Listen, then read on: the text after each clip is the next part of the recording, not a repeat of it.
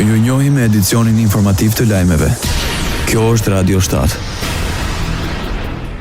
Kryeministri Istria Mickoski premtoi hartim të akteve nënligjore për të vendosur sanksione ndaj mosbatimit të ligjit për përfaqësim të drejtë adekuat. Në intervistë për Elsat, shefi i qeverisë tha se ligji do të hyjë në fuqi, do të jetë funksional menjëherë pas miratimit, ndërsa detajet për zbatimin dhe politikën ndëshkuese do të përcaktohen më vonë. Mickoski shtoi se metodologjia do të bazohet në dy kritere kryesore: përkatësinë etnike dhe cilësinë në përputhje me vlerat e garantuara në kushtetutë.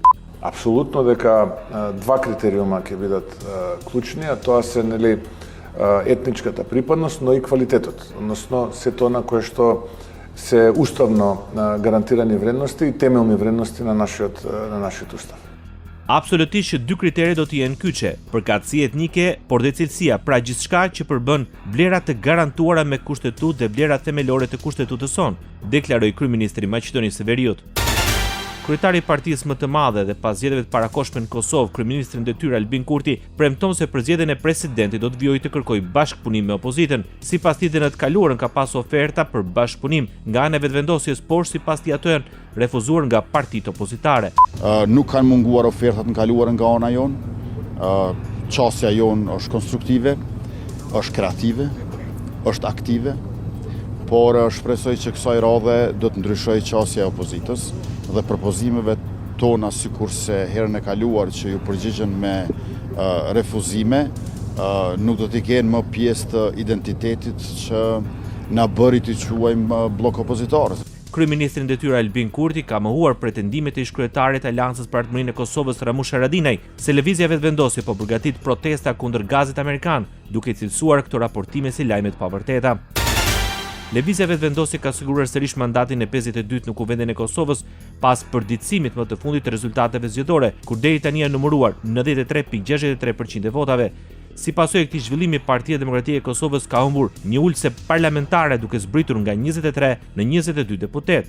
Ndërkohë procesi i numërimit të votave të ardhura me postë ende vazhdon. Sipas të dhënave aktuale, Lidhja Demokratike e Kosovës renditet me 19 mandate, ndërsa Aleanca për Artëmërinë e Kosovës me 7 mandate në kuvend. Rishpërndarja e mandateve ka ndikuar drejt për drejt tek Partia Demokratike e Kosovës, e cila përfaqësohet me 22 deputet në legjislaturën e re.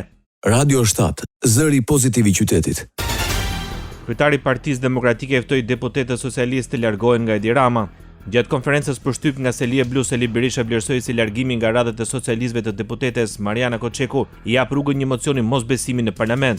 Një zgjidhje tjetër paqësore, siç e kërkojnë protestuesit, është largimi i të gjithë deputetëve socialistë që nuk janë të implikuar në krime, dhe kjo i hap rrugën shkarkimit me mocion mosbesimi Edi Ramës.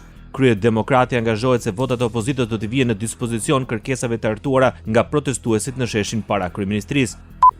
Si të 5 kërkesave të tyre, ashtu dhe të një listës tjetër me 20 kërkesa, duke analizuar një nga një ato.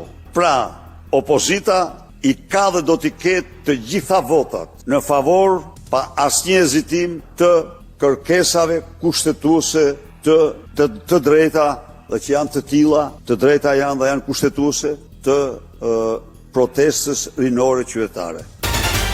Kryetari i grupit parlamentar të Partisë Socialiste Taulant Balla deklaroi se protestat e ditëve të fundit po kalojnë nga forma një proteste paqësore në akte që po dëmtojnë interesin publik, imazhin e vendit dhe ekonominë shqiptare. Ndër të tjera, Balla thotë se Shqipëria po përjeton një periudhë të rëndësishme zhvillimi turistik dhe çdo veprim që krijon pasiguri apo pengon lëvizjen e qytetarëve dhe vizitorëve sjell pasoja negative për bizneset dhe ekonominë. Më herët Balla theksoi rëndësinë e turizmit si motor i zhvillimit ekonomik të vendit, duke argumentuar se çdo akt që cënon këtë sektor dëmton të ardhurat, punësimin dhe perspektivën e zhvillimit të Shqipërisë. Ndoqët lajmet shkurt në Radio 7, zëri pozitiv i qytetit.